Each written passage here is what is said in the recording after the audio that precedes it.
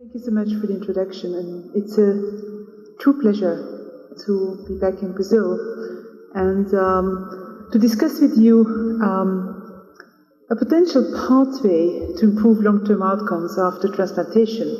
And improving long-term outcomes is, I think, the biggest clinical and research challenge we are facing at the current time.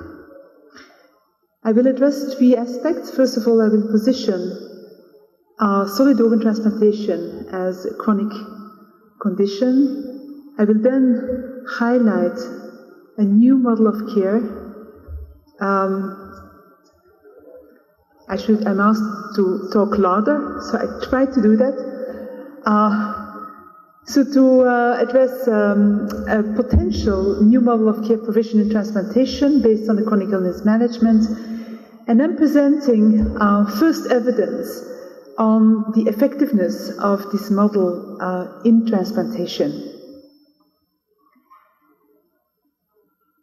Transplantation is a chronic condition. Transplantation is a chronic condition because patients move from one chronic illness state before transplantation, together with potentially a number of comorbidities, to post-transplant time, where most of the patients within the first year already develop new comorbidities based on their side effects of the immunosuppressive drugs. Now, in order to appreciate the development of chronic disease, we have to really see it on a disease continuum. The end-stage organ disease doesn't occur from one moment to the other. We have patients who are at low risk, then they have risk factors, have early signs of their disease, develop symptoms, have the disease, are then post-onset, and it's only then that transplantation comes. Multiple comorbidities, as already said, before transplantation and developing after transplantation, make that patients are dependent of a lifelong medical treatment, continuity of care, and have a huge responsibility in daily life to make sure that the treatment regimen is implemented. It's non-sexy part of transplantation. It is about health behaviors. It is about healthy eating, regular physical exercise, taking medications. It is also about issues that are linked to psychosocial aspects of care. And outcomes after transplantation, we have strong evidence that not only health behaviors are independent risk factors for poor long-term outcome, but also depression drives mortality not only in heart transplantation, but also in other solid organ transplant recipients. So if we look at survival curves of transplantation, and I give here the example of heart transplantation, but we could also look at liver or kidney transplantation because they are quite similar. And we see the survival curves by transplant era. And we look at the survival curves and we think we are happy. But the happiness is primarily in the first year post-transplant, because this is where improvement has been made. If you look in the long term, we see that the survival curves have remained quite similar. And the real challenge is, how can we improve this long-term survival? Looking now from another perspective, which is attrition of organs, functioning organs over time, what you see here is by time post-transplant. Yellow line, 0 till 1 year. Then we have red from 1 till 3 years. Green 3 to 5 years, and then 5 to 10 years is purple. What we see here for the different organ transplants, again from the period of 1989 till 2009, we see that the attrition has decreased really in the first year post-transplant. However, attrition afterwards has remained pretty the same in the different solid organ transplants. So we see remarkable survival patterns But at the same time, as already mentioned, we have the comorbidities that develop under immunosuppression. We also have comorbidities that develop driven by specific risk factors, and we see that they are higher in solid organ transplantation compared to the general population. It's very clear that the burden of comorbidities is significant, and this burden of comorbidities is driven to a large extent by health behaviors, as well, of course, as other factors related to the immunosuppressive regimen. So our goal is to look at new pathways, to look at how can we improve long-term outcome after transplantation. And I would like to discuss with you a specific systematic approach, which is not anymore looking at molecules of medications, new surgical techniques, but much more a model of care which allows us to tackle those risk factors that drive poor outcome in the long term after transplantation. And this is called the chronic illness management model. Now, just taking a step back, if we look how our patients traditionally are being treated in transplantation, we can characterize this by an acute care-driven paradigm. And this is illustrated by a radar screen, and in the middle of the radar screen is not a patient, but a healthcare provider. Patient has a problem, he comes into the radar screen, is treated by the principle, find the problem and fix it, patient is discharged, and then disappears from the radar screen again. Now, what we know from a lot of scientific evidence is that patients with chronic conditions, which is a huge population, it's the healthcare challenge of the 21st century, are not served with an acute care-driven model, because psychosocial and behavioral aspects of disease that drive poor outcome are not addressed, prevention is mostly disregarded, continuity of care and proactive care, which is so important in chronically ill patients, is not integrated, and follow-up care is not always guaranteed. So there the question will be, what will we do? Will we continue to kind of offer a care system which is not fitted to the needs of the population? Or will we look around and learn from other chronically ill patient populations and see if we can find another way? In other words, the current system of care is not really functioning. Trying harder, like hamsters in their wheel, will not really work, so it will be changing systems of care. And if we talk changing system of care, this is not about kind of doing a small change. This is a paradigmatic change. And I would like just to make the analogy with making cars greener. This is not making cars greener. And this is also not making cars greener. It's a new concept of making cars. So in other words, you have to think system, going away from the molecular level, from just the relationship between the healthcare provider and the patients, to looking at how do we organize our care, how can we re-engineer our care system in a way that addresses the needs of our patient population, our transplant patients, which per definition are chronically ill. So the goal is, and this is really the direction, improved functional and clinical outcomes. We don't do this because we like it for our own ego, or we like it because we would get nice publications. We do it because we would like to have improved outcomes. The first element in such a system, and there are several other elements that I will immediately also introduce, is that you have to have an informed active patient. Patients with chronic disease, between 80 and 99% of their care take place in daily life. There's no healthcare provider around. If these patients do not have in their backpack skills, knowledge, and motivation to follow up the care regimen, the best treatment will fail. You also have to have a proactive practice team. And a proactive practice team means that you have A team that is working together towards these improved goals has the skills in order to do, for instance, behavioral assessments and behavioral interventions, to invest in quality improvement, and there needs to be a proactive interaction between the patients and the team. Then there is a system, and this system is not a building, it's not just one clinic, it is a whole concept of how all the care providers are connected with each other. And there are several aspects that characterize a system of chronic illness care, which, by the way, has been implemented in diabetes, in heart failure, and might also have opportunities for transplantation. The first is, yes, supporting this patient that he's ready to go home and to take care of him or herself.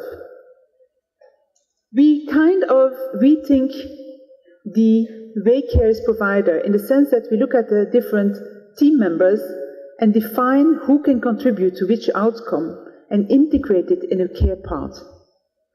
Decision support, evidence is out there, evidence is not used. It takes about 17 years from a randomized controlled trial between implementation. Decision support can help in the sense that embedded in information systems, care providers can have support to and access to the latest evidence in making their treatment decisions. And clinical information systems is not only for the decision support, but is very much also there to provide continuity of care. You need to have a very good IT system with the electronic patient file in order to link not only the transplant clinicians, but also the family caregiver, the family physician, perhaps the nursing home, in order to provide all information. And this kind of set of care is integrated in, of course, links to the community. Communities provide walking groups, support groups. There is meals on wheels for patients who can't cook themselves. And this can also be integrated. Now, this sounds all very abstract, and I will come much more to detail once I address the example with the evidence, with the outcome evidence. Efficacy of the chronic care model has been shown in a number of controlled trials in a variety of settings, pathologies, and target groups. And examples are, for instance, in patients who have diabetes in underserved communities, where there was a lower hemoglobin A1C, a lower non-high density lipoprotein cholesterol, and a higher frequency of patients self-monitoring themselves. Another example is in patients with severe chronic mental illness. Chronic care model resulted in less proportion of the time that patients lived with symptoms. They had a higher social role function, better mental quality of life, and a greater treatment satisfaction. And then looking at cancer and comorbid depression in Hispanic women, there was less depression and better emotional well-being. We know very, very little about practice patterns related to chronic illness in transplantation, and we therefore launched a large international study on 4 continents, 10 countries, and 40 heart transplant centers, in which we look at specific factors within transplant care which are linked to chronic illness management. The goal is to better understand where we are and also to benchmark different countries and centers among each other. We also collect a set of information on healthcare behaviors of patients. Brazil is part of this study, and these are the hospitals which are currently participating. The study is coordinated in Brazil by UNIFESP and the Albert Einstein Hospital in Sao Paulo, and Samira Salso de Almeida, who is sitting here in front, is the coordinator of this study. We hope by the autumn 2014, and for Brazil, probably in 2016, to have the first results. But now, let's go to this chronic illness care model abstract concept, which has been tested out in a transplant care center in Ottawa, in Canada. This was a paper which was published this year in Clinical Transplantation, was rejected by the American Journal of Transplantation by Transplantation because I don't think they understood how important this study was for transplantation. It used a pre-post design with a perfectly done statistical analysis, in the sense that they used propensity score match controls. So as said, it were Canadian adult renal transplant patients who were more than 6 months post-transplant. Initially, they had in the pre-phase 119 controls, and once they had implemented the system change, they had 61 intervention patients they followed up. Out of these two groups, they could have 40 matched patients, which they compared in their analyses. The intervention was built completely on the chronic illness care model, and it consisted of focus on self-management, shared decision-making, and healthcare delivery and systems reorganization. Outcomes, they looked for primary outcomes at the attainment of 7 of 9 targets as per published guidelines, and secondary outcomes were clinical outcomes and health resource utilization. Now, what is this group of transplant clinicians who completely kind of changed their practice do? I mean, it's not high rocking science. All these elements will probably be familiar to you. Intervention took place from 2006 to 2009, and they had evidence-based standards in the form of medical directives to guide and outline the scope of practice for advanced practice nurses that joined the team. So this was an important aspect of this intervention. They had somebody who joined the team who kind of took care of aspects which were underserved before to do with behavioral and psychosocial issues. They also had a policy that outlined clearly the expectations and role of each team member. So it was not tacit knowledge, but it was written out. There was a collaborative practice environment supported by weekly interprofessional patient rounds, and this is easily said, a collaborative practice environment, much more difficult to live because it means that every voice on the team is really taken into consideration. As said, an advanced practice nurse was added to the team, and there was, she and the nephrologist did a review of each case which presented at the day of the patient clinic visit. And there was a very structured approach to monitor and follow up clinic visits based on the mentioned practice guidelines for chronic kidney disease and renal transplant management, and in total, about 40 minutes was spent per patient. Without going into detail, I just would like to also mention that in this transplant program, they implemented a set of interventions in order to enhance adherence with health behaviors. And for instance, each time the patient came, they monitored adherence as a 6th parameter. They emphasized each time again how important it was, and they implemented interventions when needed. Looking at the outcomes, results showed that of the 11 process measures that they assessed, that 7 of the 11 improved. And you can see here which kind of process measures were improved, partly in view of being prescribed specific medications and monitoring specific aspects of the treatment. Looking at clinical targets reached, what this program showed was that 5 of 9 clinical targets improved significantly in the intervention group. Again, the red star shows you where improvement took place. Primary outcomes, so overall there was 68% of the intervention group. There was adherence to the guidelines compared to 10% in the control group. But interestingly, and perhaps most importantly, looking at the secondary outcomes, this model of care, this re-engineering operation, resulted in less emergency room visits and less hospital admissions, which I think might be of great interest to health policy makers. So coming to conclusion, what I tried to do is to show you a potential pathway to improve long-term outcomes in transplantation. It is based on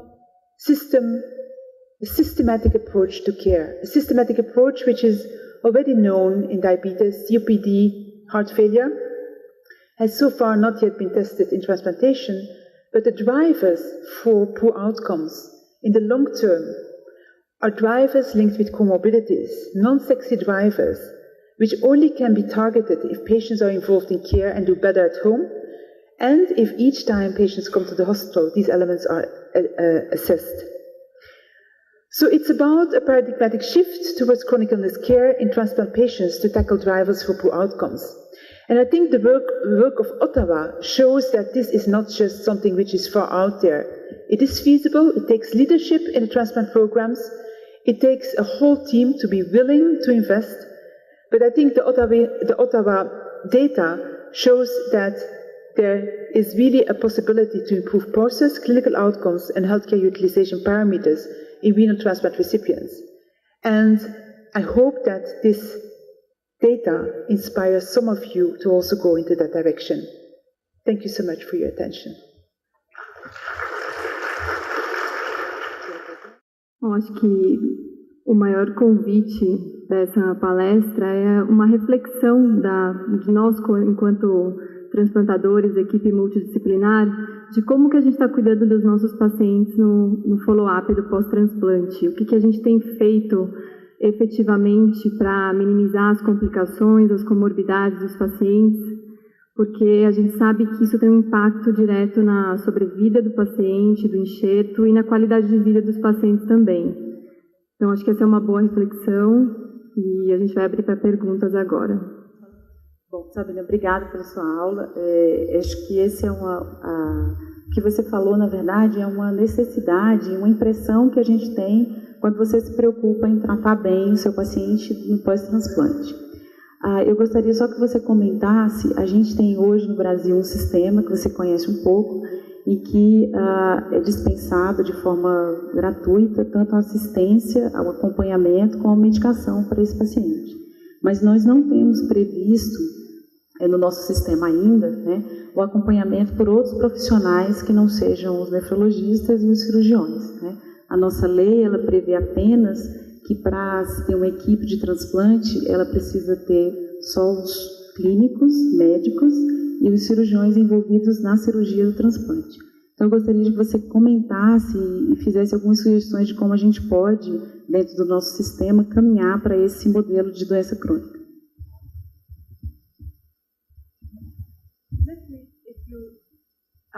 If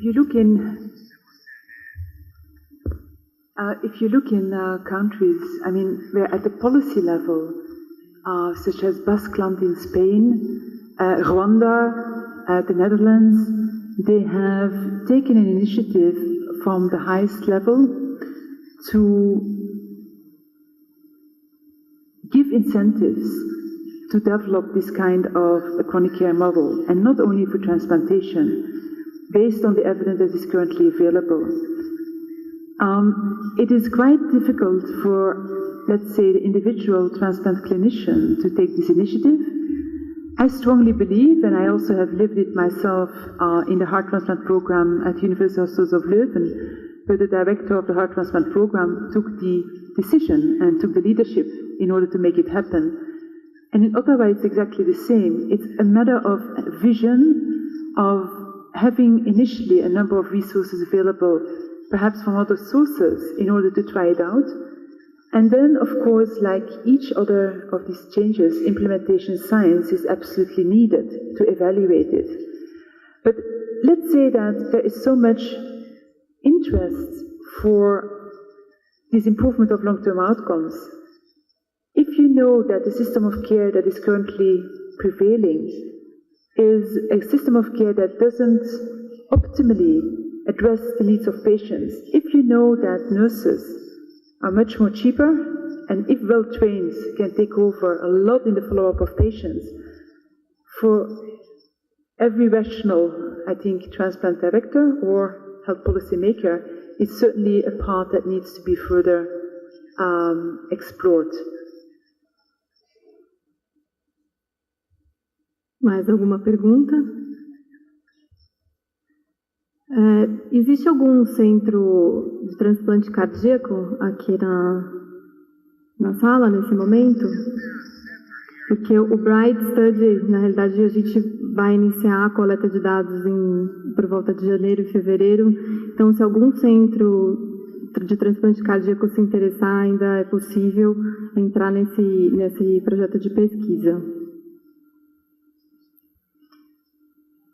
Bom, se ninguém tem mais nenhuma pergunta, eu gostaria de agradecer à professora Sabina pela excelente apresentação. Obrigada a todos.